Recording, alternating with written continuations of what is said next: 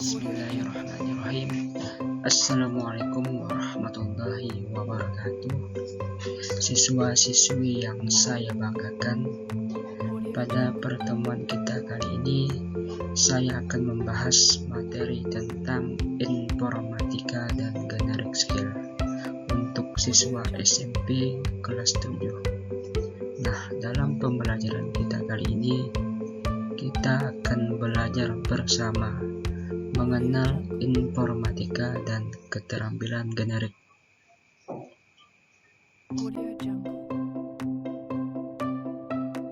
Adapun tujuan pembelajaran pada pertemuan kita kali ini, setelah mempelajari bab ini, harapannya kalian dapat memahami pentingnya informatika dan memahami keterampilan generik untuk kolaborasi, merencanakan pekerjaan, dan mengomunikasikan hasil pekerjaan dengan efektif dan menarik.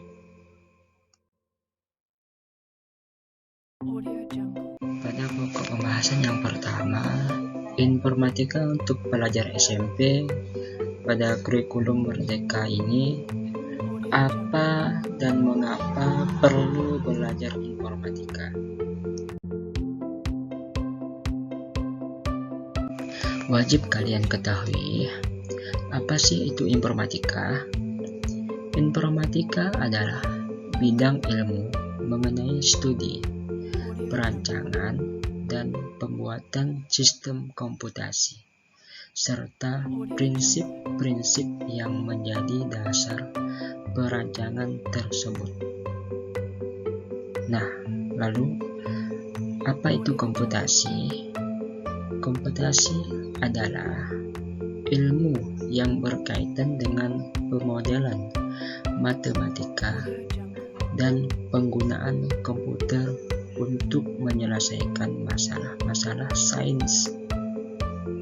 Nah, istilah informatika sepadan dengan istilah dalam bahasa Inggris, yaitu informatics, computing, atau computer science. Nah, jadi TIK itu termasuk dalam cakupan informatika. Nanti kita akan mengetahui lebih lanjut ya mengenai hal tersebut. Kemudian, informatika mencakup pemodelan dari komputasi dan aplikasinya dalam pengembangan sistem komputer. Nah, apa sih itu komputasi? Komputasi menurut KBBI atau Kamus Besar Bahasa Indonesia, komputasi adalah 1. Perhitungan dengan menggunakan komputer. Yang kedua, dalam matematika, perhitungan dengan menggunakan bilangan-bilangan atau peubah-peubah yang dilaksanakan berdasarkan urutan langkah yang diberikan. Nah, di sini dapat kita ketahui ya, informatika cakupannya lebih luas dari TIK, karena TIK merupakan bagian dari informatika.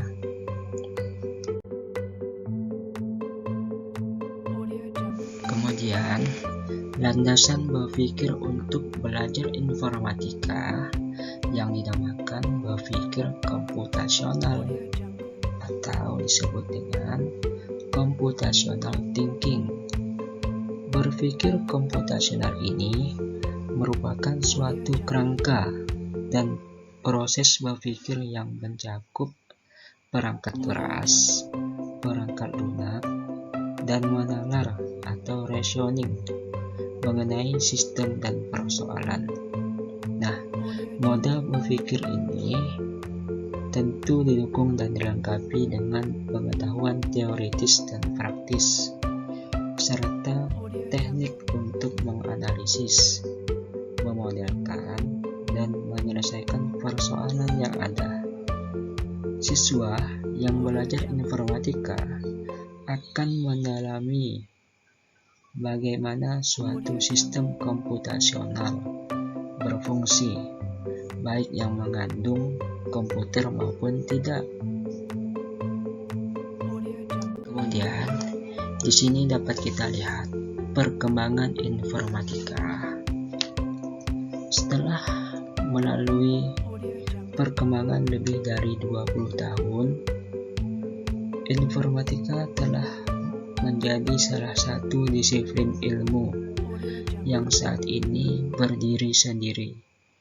Informatika dipandang sebagai sebuah cabang ilmu yang tersendiri karena membawa seseorang ke suatu cara berpikir yang unik dan berbeda dari bidang ilmu lainnya. Nah, informatika semula hanya diajarkan di tingkat perguruan tinggi atau perkuliahan, termasuk di Indonesia. Sudah mulai diajarkan di tingkat pendidikan dini, dasar dan menengah. Nah, jadi dari awalnya dulu informatika hanya diajarkan di perguruan tinggi saja atau di perkuliahan. Nah, seiring dengan perkembangan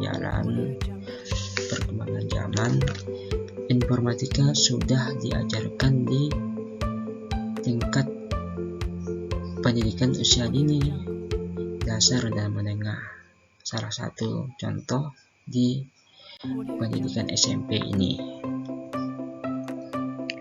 Nah, yang berikutnya kita ke revolusi industri 4.0. Saat ini manusia hidup di era digitalisasi yang sering disebut dengan 4.0. Dalam industri 4.0, banyak hal dilakukan oleh manusia dengan memanfaatkan mesin cerdas berbasis komputer dan internet. Nah, masyarakat saat ini disebut dengan Society 5.0 atau 5.0 karena hidup di dunia fisik atau di dunia nyata sekaligus di dunia maya atau cyber. Saat ini melakukan kegiatan daring dalam jaringan. Banyak kegiatan dilakukan oleh manusia secara fisik maupun secara daring dengan pemanfaatan teknologi yang ada. Contohnya teknologi komputer dan internet. Kalian tentu bisa mengingat pengalaman kegiatan kalian yang didukung oleh komputer dan internet, mulai dari berkomunikasi dengan media sosial, bermain game online, memesan makanan, memesan transportasi, untuk mendaftar sekolah, belajar secara daring dan sebagainya. Nah, dunia yang sekarang ini apa-apa sudah menjadi bagian untuk kita bermudah dengan memanfaatkan alat teknologi yang ada.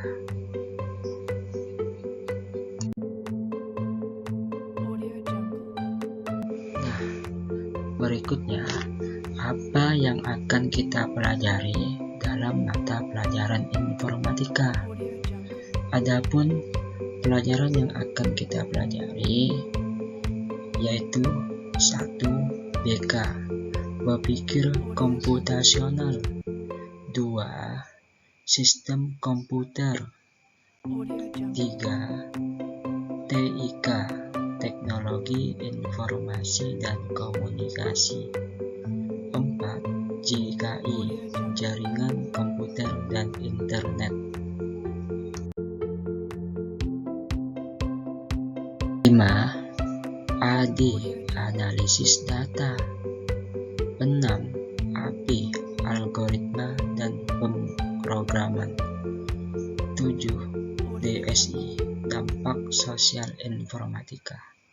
8. PLB, praktika lintas bidang. Nah, itulah 8 materi yang akan kita pelajari pada mata pelajaran informatika. Kemudian dapat kita lihat gambar ini Berikut adalah pilar pengetahuan informatika. Yang pertama, berpikir komputasional. Dalam materi ini, kalian akan belajar menyelesaikan persoalan-persoalan sehari-hari yang dibaliknya mengandung berbagai macam konsep keilmuan seperti informatika, matematika, sains, atau ilmu sosial. Yang kedua, teknologi informasi dan komunikasi (TIK). Dalam bagian ini, kalian akan belajar cara membuat karya digital, berkomunikasi via surel atau email, menggunakan peramban untuk mencari informasi, serta mengelola file dalam folder. Yang ketiga, sistem komputer. Dalam materi ini, kalian akan belajar mengenai definisi komputer, komputasi dan sistem komputasi, bagian-bagian utama komputer dan fungsinya, interaksi perangkat keras dan perangkat lunak dengan piranti lain yang terhubung. 4. Analisis data. Dalam bagian ini, kalian akan belajar tentang pengelolaan dan penyajian data bervolume kecil untuk tujuan tertentu. 5. Algoritma dan pemrograman. Dalam materi ini, kalian akan belajar membuat program dengan menggunakan blok visual untuk menghasilkan suatu karya yang kreatif. 6. Dampak sosial informatika. Dalam materi ini, kalian akan belajar mengenai sejarah, perkembangan, peranan, dan dampak positif maupun negatif teknologi informasi dan komunikasi dalam kehidupan sehari-hari. Dan yang ketujuh, praktika lintas bidang. Selain mempelajari materi-materi yang lain, kalian juga akan belajar bekerja sama dengan teman-teman kalian untuk membuat karya dan mencoba menyelesaikan masalah menggunakan pengetahuan yang kalian dapatkan di materi lain sebelumnya.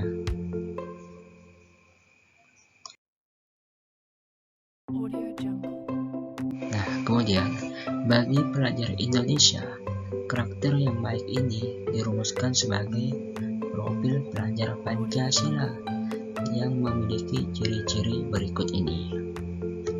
1. Beriman, bertakwa kepada Tuhan Yang Maha Esa, dan berakhlak mulia. 2. Berkebinekaan global. 3. Mandiri. 4. Bergotong royong. 5. Bernalar kritis. 6. Kreatif.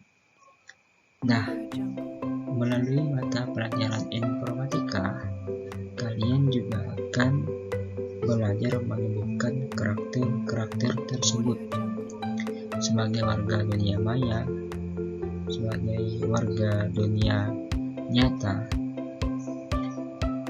Kalian akan mengasah kemampuan bernalar kritis dan kreatif dalam proses belajar berbagai materi dalam informatika. Kalian akan belajar untuk mandiri saat mengerjakan tugas-tugas yang diberikan oleh guru. Kalian juga akan mengembangkan kemampuan bergotong royong, bernalar kritis dan kreatif saat berdiskusi dan berkreasi menyelesaikan atau membuat proyek bersama teman-teman kalian. Teman-teman kalian mungkin berasal dari berbagai daerah, bahkan mungkin kalian akan bertemu dengan teman-teman dari berbagai negara melalui dunia maya. Saat itulah kalian akan belajar menumbuhkan toleransi yang saling menghargai antar teman yang beraneka ragam latar belakangnya. Hal itu tentu dilakukan karena kita meyakini bahwa semua makhluk ciptaan Tuhan Yang Maha Esa itu baik dan harus dihormati. Cara berkomunikasi yang baik dengan sesama menunjukkan akhlak yang mulia. Seperti itu. Selanjutnya, kita bahas apa perbedaan informatika dan TIK. Menurut UNESCO tahun 2006, yang dimaksud dengan TIK adalah semua bentuk teknologi yang dipakai untuk mengirimkan, menyimpan, menciptakan, membagikan, atau mempertukar informasi. TIK mencakup teknologi seperti radio, televisi, video, DVD, telepon, sistem satelit, komputer dan jaringan komputer, serta peralatan dan layanan yang berhubungan dengan teknologi ini, seperti video conference dan surel.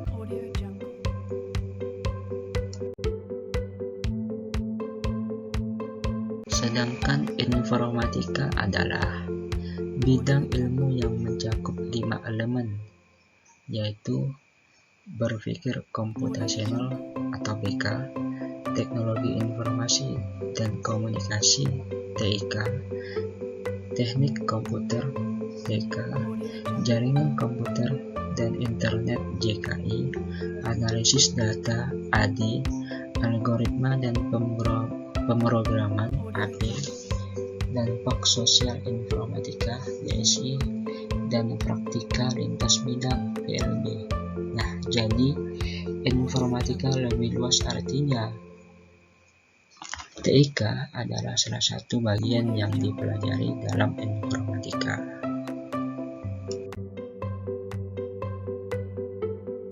Nah, kita sudah masuk ke dalam pokok pembahasan materi yang kedua, yaitu materi tentang keterampilan generik. Dalam materi keterampilan generik ini, kalian dapat bekerja dalam kelompok dan mengomunikasikan hasil kerja kalian dalam sebuah presentasi atau mempresentasikan hasil kerja kelompok kalian yang akan kalian sampaikan di depan teman atau orang banyak, sehingga terciptalah suatu diskusi yang baik dan menarik.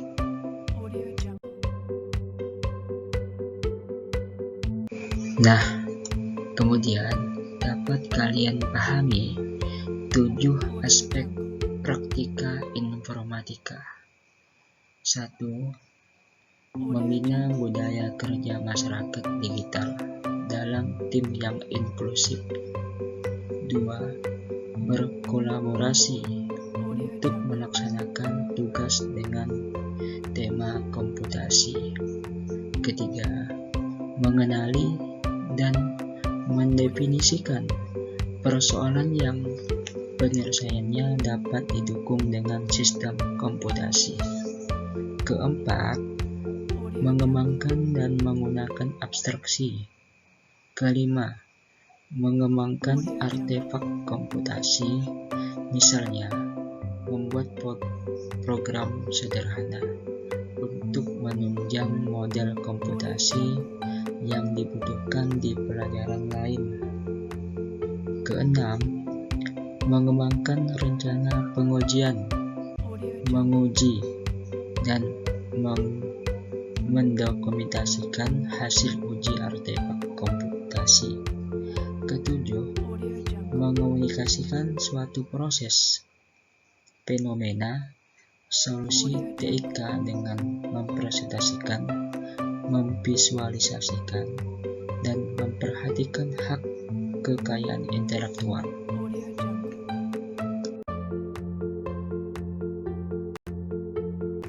Kemudian, dalam proses tersebut, kalian akan lebih fokus bekerja dalam kelompok. Agar bekerja dalam kelompok menjadi efisien, efektif, dan menghasilkan solusi yang baik, lakukan hal-hal berikut di bawah ini. 1. Pahami persoalan dan tujuan bersama yang akan dicapai kelompok. Kedua, lakukan pembagian peran dalam kelompok sehingga setiap anggota mendapat peran dan pembagian tugas. Ketiga, pembagian tugas sesuai peran masing-masing. Keempat, setelah masing-masing mengerjakan bagian sesuai perannya, tim harus berkumpul untuk mengintegrasikan hasil kerja masing-masing.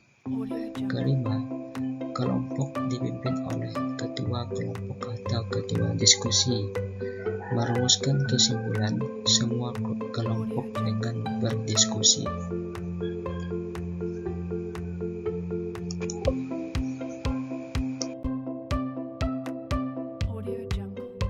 Hasil tersebut akan ditampilkan, dapat berupa presentasi dan demo produk atau dalam bentuk produk tampilan seperti infografis. Kita simak lebih dalam mengenai infografis ya. Apa sih itu infografis? Infografis berisi informasi, teks dan gambar atau grafik lain yang akan mempermudah pembaca menangkap pesan yang dimaksud. Sebuah infografis mempunyai komponen konten dan tampilan. Nah, di sini dapat kalian lihat contoh sebuah infografis ya, di mana gambar ini menunjukkan tentang grafik pergerakan jumlah kasus baru mengenai COVID-19 dan contoh centroid based cluster di clustering algorithm kelompok data.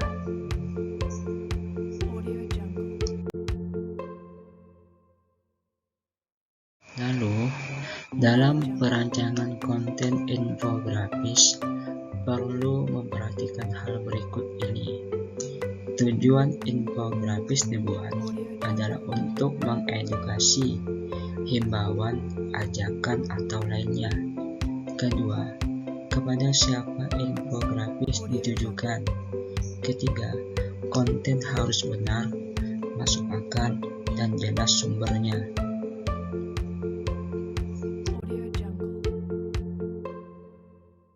Dari segi tampilan, kalian perlu memperhatikan hal-hal berikut saat membuat infografis. Yang pertama, pemilihan kata-kata kunci. Yang kedua, pemilihan huruf yang sesuai ukuran dan jenisnya. Ketiga, pemilihan ilustrasi, grafik, gambar yang sesuai. Keempat, tata warna yang serasi dan sesuai dengan konteks. Kelima, tata letak yang baik. Nah, kita masuk ke bagian presentasi. Sebuah bahan presentasi yang baik adalah gabungan antara penjelasan murni tekstual dan infografis. Biasanya, bahan presentasi disampaikan dalam ringkasan butir-butir penting dari paparan. Oleh sebab itu, perkakas pembuatnya disebut PowerPoint. Nah, kalian nanti akan belajar tentang PowerPoint ya. Kriteria dari sebuah bahan presentasi yang baik ditentukan oleh konten dan tampilannya.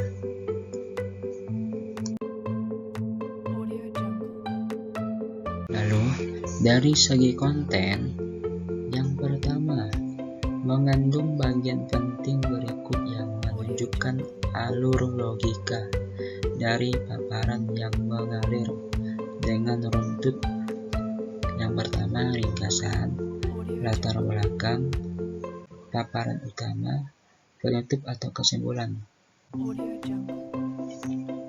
Kedua, ditulis dalam bahasa yang sesuai dan dalam bentuk butir-butir kata kunci serta ringkasan teks.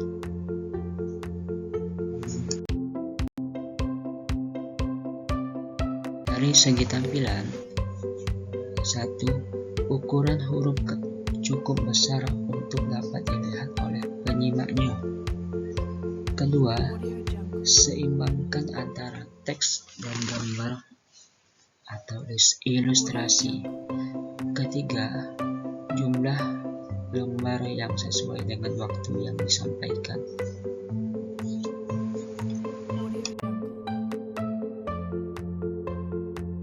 Dengan bahan presentasi yang baik, kalian akan lebih percaya diri dalam melakukan presentasi atau paparan lisan.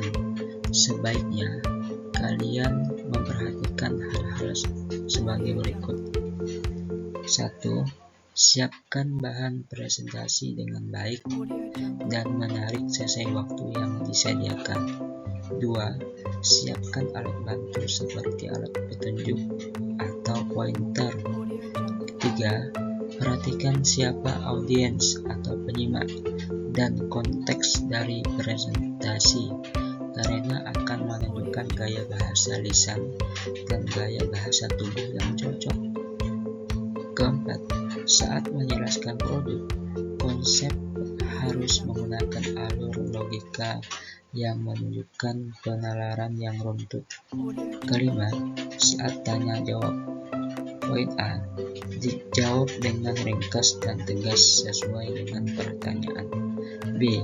Jika tidak memahami pertanyaan, rangkum dan ulangi dulu untuk klarifikasi.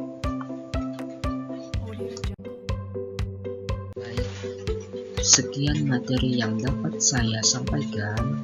Saya akhiri. Wassalamualaikum warahmatullahi wabarakatuh.